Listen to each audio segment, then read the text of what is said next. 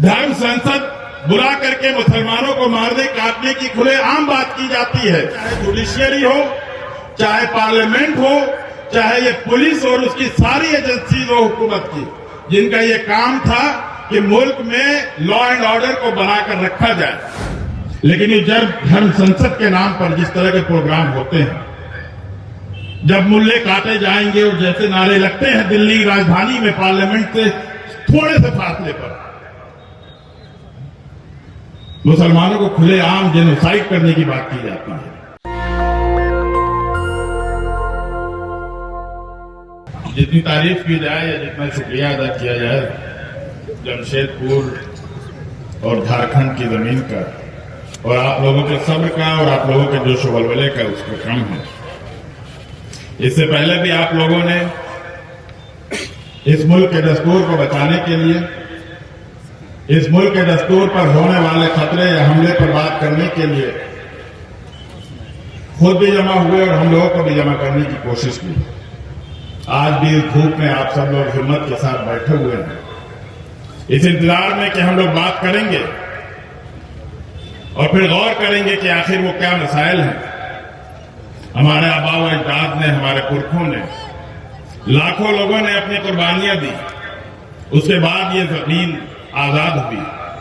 बाहरी गैर मुल्की तसल्लुत से या कब्जे से, और हम खुशी से ये मनाते हैं कि ये एक आजाद मुल्क है। जब ये मुल्क आजाद हुआ तो इस मुल्क में जो सबसे बड़ा चैलेंज था वो ये था कि अब चूंकि इस मुल्क में बहुत सी जुबानें बोली जाती हैं, बहुत से मजहब को मानने वाले हैं, बहुत से अकीदे हैं, उन अकीदों में भी बहुत से मसलक हैं, तो आखिर वो क्या निजाम हुकूमत होगा जो सबको खुश करके सबको एक साथ लेकर चल सकेगा। इस मुल्क में उस वक्त के पढ़े लिखे लोग सर जोड़कर, सर पर हाथ रखकर बैठे,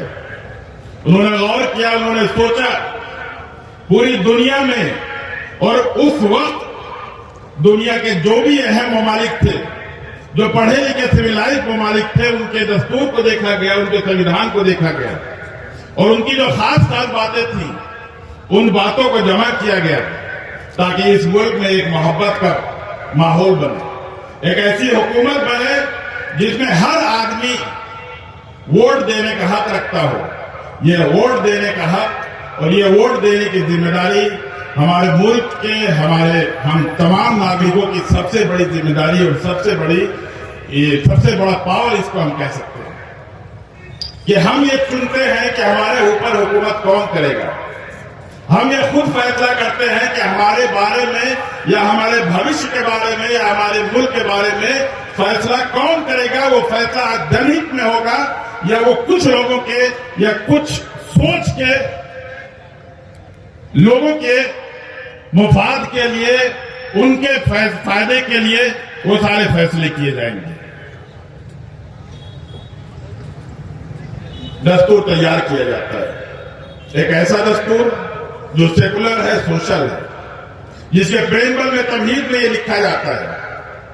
कि इस मुल्क का दस्तूर और इस मुल्क का निजाम हुकूमत बराबर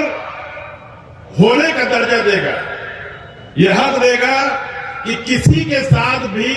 उसकी जात पात पर या उसके मजहब के या उसके रंग की बुनियाद पर या उसके मर्द या औरत होने की बुनियाद पर किसी तरह का डिस्क्रिमिनेशन या तफरीक नहीं की जाएगी। कानून की नजर में हर शहरी बराबर होगा और इस दस्तूर की हिफाजत की जिम्मेदारी भी हमें दी गई, क्योंकि इसको बनाने वाले हम हिंदुस्तान के नागरिक थे जिन्होंने ये फैसला किया था कि हम अपने मुल्क को एक ऐसा निजाम हुकूमत देंगे जो सबके साथ ईमानदारी और सबके साथ इंसाफ करेगा। आज आजादी हासिल होने के 70-75 साल के बाद भी हम जहां पर खड़े हुए हैं और जिन चीजों को लेकर बात कर रहे हैं, शायद ये वही मुद्दे थे या वही जुल्म ज्यादती थी जिसके लिए अंग्रेजों के खिलाफ हमारे आबा व अजदाद खड़े हुए थे। क्योंकि उस वक्त अंग्रेजों के पास वो पावर था या वो ताकत थी कि वो जिसको चाहते थे मार देते थे, वो जिसको चाहते थे मारने काटने की खुलकर बात करते थे, लेकिन कानून उनके खिलाफ कोई एक्शन नहीं लिया करता था। चाहे वो जलियांवाला बाग हो या चाहे अब हमारा गोधरा कांड हो। हम कहां जा रहे हैं? धर्म संसद बुला करके मुसलमानों को मारने काटने की खुलेआम बात की जाती है, और हमारे मुल्क की चाहे जुडिशियरी हो, चाहे पार्लियामेंट हो, चाहे ये पुलिस और उसकी सारी एजेंसीज हो हुकूमत की, जिनका ये काम था कि मुल्क में लॉ एंड ऑर्डर को बनाकर रखा जाए, उनका ये काम था कि मुल्क में जो दस्तूर नाफिज किया गया है, जो ये कहता है कि सबको बराबर होगा, हर इंसान के लिए कानून बराबर होगा, वो पूरा सिस्टम नाकाम है, क्योंकि हम अपनी जिम्मेदारी को या उस दस्तूर को जिसको हमारे पुरखों ने, हमारे आबा व अजदाद ने हमारे ऊपर नाफिज किया था, हमने उसकी रखवाली, उसकी हिफाजत नहीं की है। एक हमारी किताबों में एक नाम पढ़ाया जाता है, उनको सियासत का हमारे मुल्क का सबसे कदीम गुरु माना जाता है, आचार्य चाणक्य। चाणक्य जी बादशाह को राजपाट के गुर सिखाते हुए कहते हैं, जब वो पूछता है कि बताइए कि सरकार या हुकूमत कैसे की जाए, तो उनसे कहता है कि तुम अपनी जनता को दुश्मन से डरा कर रखो। वो कहता है कि अगर हमारे दुश्मन ना हो तो क्या करो? वो कहता है कि एक काल्पनिक दुश्मन बनो। हमारे मुल्क में वही राजनीतिक गुरु कहे जाते हैं। आज मुसलमानों को जिस तरह से प्रोजेक्ट किया जाता है, वो क्या है? पहले तो ये था कि मुसलमान इस मुल्क के दुश्मन है, मुसलमान आतंकवादी है, मुसलमान मुल्क के लॉ एंड ऑर्डर के लिए खतरा है। मेरी समझ में नहीं आती है कि मुस्लिम धर्म गुरुओं से भी जब बात की जाती है या माइनॉरिटी से जब बात की जाती है, तो कभी वजीर बराए अक़लियती उमूर नहीं बल्कि नेशनल सिक्योरिटी एडवाइजर यानी अजीत डोभाल की बात करते हैं। क्या मुसलमान मुल्क की सलामती के लिए खतरा है, या उनको इस तरह से प्रोजेक्ट किया जा रहा है? अभी चूंकि वकील हूं, एक केस का एक मैं मिसाल देता हूं। जज साहब ये कहते हैं, और खासतौर से मेरी तरफ इशारा करते हुए कहते हैं कि वकील साहब चूंकि आप उस खास पर्टिकुलर कम्युनिटी के हैं, तो इसलिए आप इसको गौर से सुनिएगा और सोचिएगा कि मेरी अदालत में एक मुल्जिम को पेश किया गया और मुल्क की जो सबसे बड़ी इन्वेस्टिगेटिंग एजेंसी है उसने पेश किया, और मैंने उससे पूछा कि तुमने ये जो मटेरियल था, थोड़ा सा एक पोस्ट थी फेसबुक की, ये तुमने क्यों सर्कुलेट किया है? ये तुम्हारा रेडिकलाइजेशन है। उसने कहा कि मेरे अम्मी अब्बू ने भी मना किया था, लेकिन मैं गुस्से में आया और मैंने उसको सर्कुलेट कर दिया। तो मैंने जज साहब से कहा कि अगर इजाजत दें तो मैं अपनी राय रखूं इस पर। तो मैंने राय रखी कि बुरा मत मानिएगा,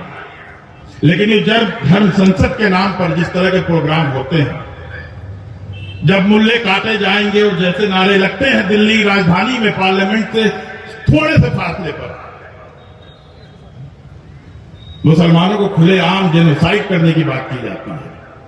लेकिन यही एजेंसी जो एक फेसबुक पर एक पोस्ट करने पर मुस्लिम नौजवान को यूएपीए की धाराओं में लाके खड़ी कर देती है। लेकिन ये सारी एजेंसी, ये सारे इदारे जो है उस वक्त मौन धार किए रहते हैं जब इनके कोई धर्म गुरु मुसलमानों को मारने काटने की बात करते हैं। सवाल यह है कि सिर्फ कॉन्स्टिट्यूशन में, दस्तूर में हुकूक लिख देने से या मुराद लिख देने से वो शहरियों को मिलने वाली नहीं होती है।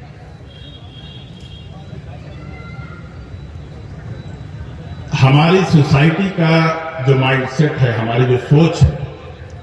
जब तक हम इसको नहीं बदलेंगे उस वक्त तक ना तो हमारे हुकूक हमको मिलने वाले हैं। हमें आपस में एक दूसरे के लिए दर्द पैदा करना होगा और समझना होगा कि वो भी इंसान है और हम भी इंसान हैं। और इस सोसाइटी में अगर किसी के हुकूक की हद तलफी की जा रही है या किसी को मारने काटने की बात की जा रही है, तो हम सब एक साथ उठ करके बगैर किसी तफरीक के, बगैर ये सोचे हुए कि वो हिंदू है या मुस्लिम है या वो सिख है या ईसाई है या वो किस धर्म से या किस जात से ताल्लुक रखता है, पहले हमारे सामने ये उसूल होना चाहिए कि कॉन्स्टिट्यूशन ये कहता है कि जब तक जुर्म साबित नहीं हो जाए उस वक्त तक वो सिर्फ मुल्जिम होता है, उसको बेगुनाह समझा जाता है। लेकिन हमारे मुल्क में आराम से किसी के ऊपर भी इल्जाम लगा के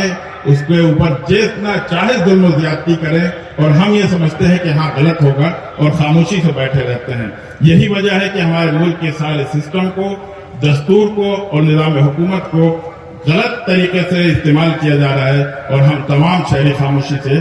तमाशाई बने हुए हैं। हमें अपनी जिम्मेदारी को समझना होगा,